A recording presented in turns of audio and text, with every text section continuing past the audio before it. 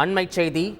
காலியாக உள்ள நெல்லை மற்றும் கோவை மாநகராட்சி மேயர் பதவிகளை நிரப்புவது தொடர்பாக மாநில தேர்தல் ஆணையம் உத்தரவு பிறப்பித்திருக்கிறது. அதில் மேயர் பதவிக்கான மறைமுக தேர்தல் நடத்துவதற்கான பணிகளை மேற்கொள்ளுமாறு மாவட்ட தேர்தல் அலுவலர்களுக்கு தமிழ்நாடு மாநில தேர்தல் ஆணையம் அறிவுரை வழங்கியிருக்கிறது. மாநகராட்சிகளின் கூட்டங்களை நடத்தி மேயர்களை தேர்ந்தெடுத்திடவும் அறிவுரை வழங்கியுள்ளது.